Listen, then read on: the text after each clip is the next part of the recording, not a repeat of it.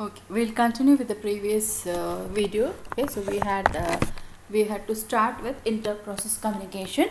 So inter-process communication, so where we are speaking how two process can communicate with each other. Okay, so process within a system may be independent or cooperating process. So cooperating process means that a process can be affected by other process, or a process itself can affect the execution of the other process. Okay, so including the sharing a data. Okay, so it is affecting, like it needs a data which has been generated by other process. Okay, or it can send the data, so output of one process can become an input of other process. So like that, one process can cooperate with the other process. So those kind of process we are calling it as a cooperating process. Okay, so there are some processes which are independent of each other, so they run independently with each other.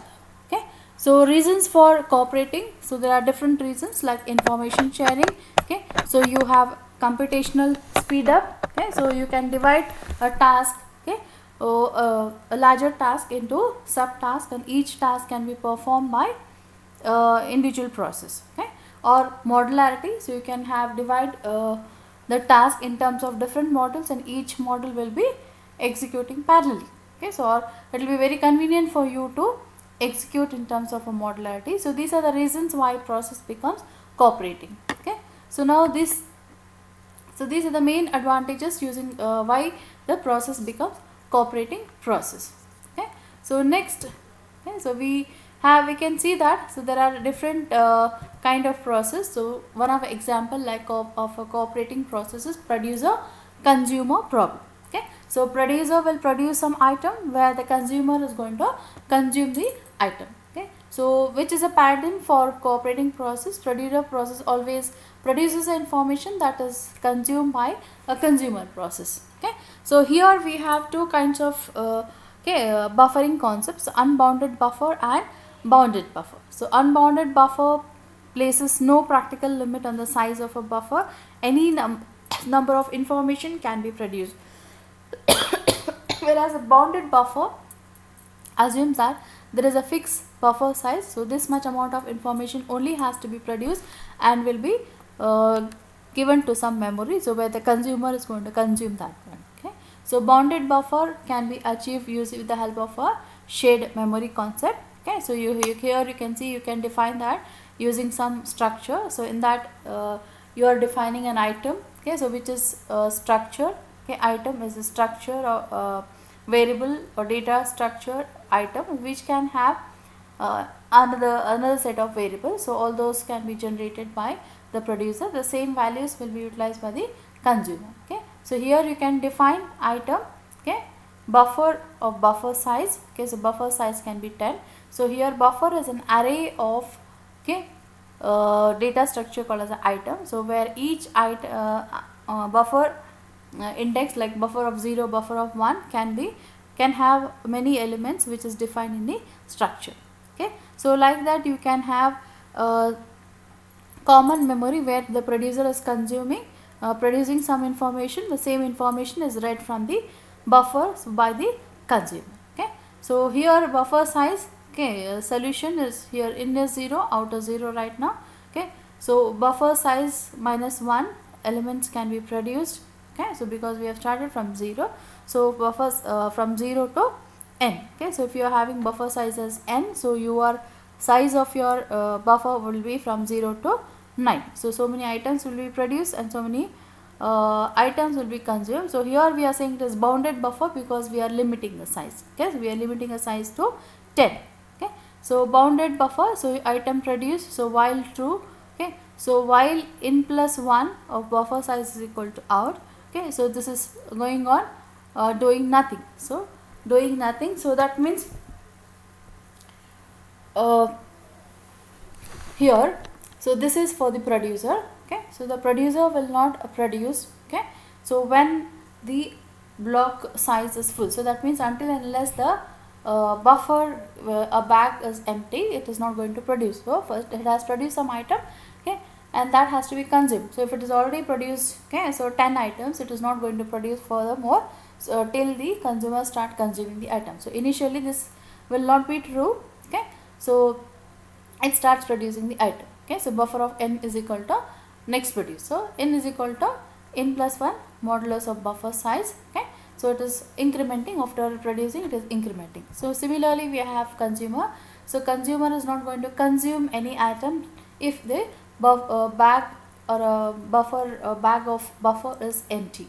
Okay, so initially it will not be there, so it will move to the next one. So now if it is empty, the consumer cannot consume it. Okay, so once it consumes, so next consume will be equal to buffer of out, so out will be equal to out plus 1 of buffer size. Okay, so like this the producer and the consumer are working out, okay, by coordinating with each other. So they are producing and consuming. Okay, so an area of memory shared among the process, okay, that wish to communicate. So shared memory, so we had said that inter-process communication there are two methods, so shared memory and message passing. Okay, so shared memory is a common area where, okay, so the messages will be dumped into shared memory, and a producer is dumping into shared memory, like example we have seen as buffer, and consumer is consumed from the same memory. Okay, so the communication will be under the control of the user process, not the operating system, because user process has created that memory. So like we had declared a data structure, so this control is by the user, not by the operating system. So major issues here is to provide a mechanism that allow the users to synchronize their action when they access the shared memory. So that means at a time we are not allowing, okay, more than one process to write. So reading can be allowed by many processes. So this synchronization is very important in this particular case. Okay, so this we have a detailed, okay, chapter in the further modules. Okay, now another concept is message passing. So message passing is a mechanism for process to communicate, okay, and to synchronize an action. Okay, so here instead of using a buffer, so we virtually establish a connection between the process, and the information is getting shared between two processes. So using the IPC facility called as a send and receive. So you have a commands called as a send and receive, which is having certain flag. Okay, so using that the message is passed and received between the sender and the receiver. Okay, so without having any of your shared variables. Okay, so but here also we require a synchronization. Okay, so message size will be either fixed or variable. Okay, you may be having whatever messages you are sending here using send command will be fixed or variable. So synchronization of the use of send and receive is also very important here. Okay, so in message passing, if process P and Q wish to communicate, like P is one process, Q is another process, they need to establish a communication link between them. Okay, after establishing a communication link, and only then the messages can be transferred. So it is not that only physical link we are going to have, or two processes in the same system also can communicate. So you have a virtual connection between two processes P and Q. Okay, then only the send and receive command can be done. Okay, so now we have a implementation issues here, how to establish a link. Okay, so can a link be associated, okay, between more than two processes? Okay, so how many links can be there between every pair of communicating process? Okay, so what is the capacity of a link, how much messages it can transfer? Okay, so what will be the size of your message, okay, that the link can accommodate? Okay, whether it will be a fixed one or whether you are going for a variable one. Okay, is a link unidirectional or bidirectional? So these are the issues what we have to think of whenever a link is established between the two process. Here like example we can take P and Q.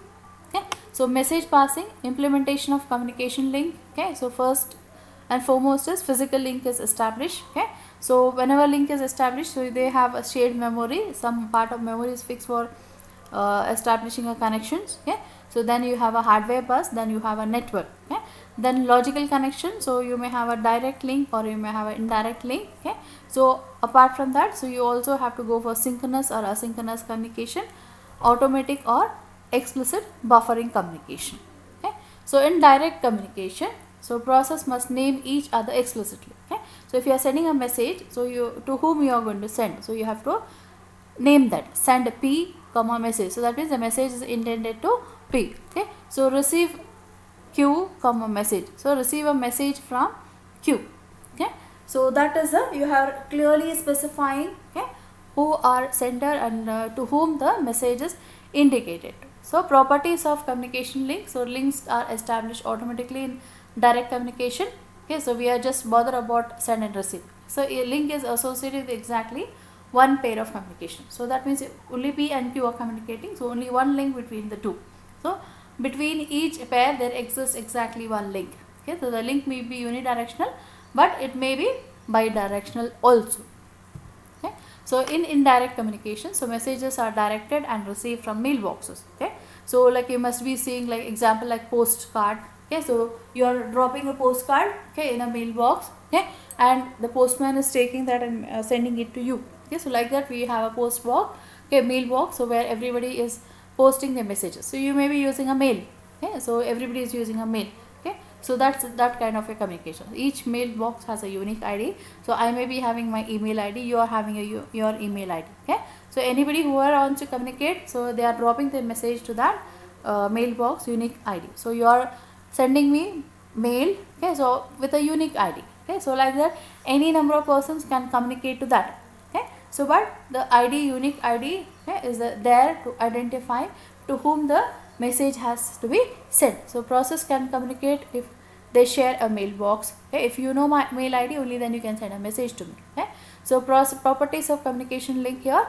So link established only if process share a common mailbox. Okay, so here you may be having a common mailbox, so in that you are going to share it. So like you may be having Microsoft Outlook in the companies and all, so they specifically maintain a mailbox. So whoever is having access to that, authorized to that, so only those people can communicate with each other. So this is exclusively used in the companies, so everybody will have a Microsoft Outlook account. Okay, so whoever is having that particular account, so they are going to share it. So a link may be associated with many processes, so it is not only between one to one, so it is there between many processes. Each pair of process may share several links, so not only one link, so every pair of process may have sharing several links. So I may have a link with another process, P may have a link with Q, P may have link with some other process R, process S, so like that. So S may have a link with some other process. Okay, so links may be unidirectional or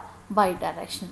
So indirect communication, so you have to create a mailbox, so send and receive messages through mailbox, so and then you have to destroy a mailbox. Okay, so primitives here we are defining. Okay, so send a comma message, receive a comma message. So now instead of mentioning the process name, here we are mentioning a mailbox name. Okay, so whoever is sharing that mailbox, everybody can send and receive a message. Okay, so send a message to mailbox A, receive a message from mailbox A. So this is a indirect communication. So mailbox sharing, suppose P1, P2 and P3 share a mailbox A.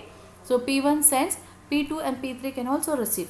Okay, so that is, okay, whoever is sharing, so they will get that. Okay, so solutions: allow a link to be associated with at most two process. So at most two process can share. So allow only one process at a time to execute a receive operation. So only one will be receiving at a time. Okay, so allow the system to select arbitrarily the receiver. Okay, so you can decide who can be the receiver. So sender is notified, so whenever the receiver receives that particular message. Okay, so you have to see the synchronization concepts here. So synchronization means like, see here, suppose if a producer has suppose if I am sending some information. Okay, so now after sending it, okay, I need to wait till the receiver receives that information. Okay, so this is called as a blocking send. So the sender is blocked until the message is received. Okay, see, otherwise what happens if I am not observing? Okay, if the receiver is not yet received, so I have just sent a message thinking that this is going to receive it, I may process some other thing, okay, and again I am ready to send new message. Okay, so if suppose there was some problem in the previous receiving, if that has not received that message and it is receiving the second message thinking that it is the first message, so then there will be a miscommunication. Okay, so this is called as a blocking set, where the sender is blocked until the message is received. Okay, so likewise we also have a blocking receive. So the receiver is blocked until a message is available. So think that suppose, okay, in the consumer, so it has executed some instruction. So after executing some instruction, okay, so at a particular point where it is having a receive command, okay, so when it is there at that instant of time, if the producer has not yet produced the item, okay, so think the producer has not yet produced the item, the receiver, the consumer gets blocked at a receive command. Okay, So because some of technical issues, if the producer is slow and it has not produced some item, the receiver is getting blocked until it is receiving a message. So in other case, if it was not there, then what would have happened? Okay, so it may receive some buffer or garbage value and proceed it. Okay, and later on sender is sending some information, so that may be lost. Okay, so receive command, so wherever receive command is there, so it gets blocked till the message is received sent by the sender. Okay, so this is called as a blocking receive. So we have blocking send, blocking receive. Okay, so next we have non-blocking, so which is called as a asynchronous. So we have non-blocking send and non-blocking receive. The sender just send a message and continue with its own work. So similarly, non-blocking receive, the receiver receives, okay, so a valid message or null message. So it is not waiting like how we are having in the previous case. Okay, so we also have a different combination. Both send and receive are blocking. We have a we call that as a rendezvous communication. Okay, so both may be both blocking as well as non-blocking may have both advantages and drawbacks. Okay, so here we have another code. So that's a synchronize. How do you synchronize? Okay, so message text, so you have while of true, so produce an item in the next produced. Okay, so send next produced item. Okay, so message next produce, so while of true, so receive next consume the item in the next consume. Okay, so you just this may be okay blocking, so it is not going further, so till the message is sent. So here it may be it is not going further till the message is received. Okay, so buffers. Okay, so queue of messages attached to the link. So we have seen how the buffers are created. So buffers can be zero capacity, bounded capacity and unbounded capacity. So zero capacity, no messages are queued on a link. Okay, so sender must wait for a receiver. Okay, so you just have messages just getting sent. Okay, so we don't store somewhere, so that the sender is taking from that buffer and then sender is putting that in buffer and receiver is taking from that. Okay, so we just have a data structure which is there in the command. Okay, so send, so that is only been read. Okay, so you have don't have any separate buffers for storing the information. So likewise we have bounded capacity, so you may have finite length of n messages, so senders must wait if link is full.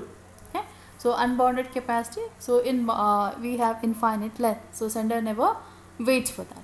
Okay, so this is examples of IPCs what we have, so this we need not go with that. Okay, so we have just gone through this. So these sockets and all you may be studying in system software, so that what we just okay, so that's enough for us. Okay, so this you can study in the system software. Okay, so here we had started with IPCs, so inter-process communication. Okay, so we had seen what is inter-process communication, how we are going to have sender, how we are going to have a producers. Okay, so producer consumer problem is very important. Okay, so we have a communication model. Okay, so two models of communications we have. Okay, so we have seen, so message passing and shared memory. So we have seen, so what is message passing and what is shared memory. Okay, so here you can see that, so first one is message passing. So process A, okay, so has passed the message here and process, so that means it is dropping a message there. Okay, here process B is taking the message from here. Okay, so shared memory, so both are, so here it has dropped in common memory, so this is getting access to the common memory. So here process A will send in terms of some data variables like M0, M1, M2, M3 and so on. So this messages from M0, M3 and all that, so that will be received by message K. So this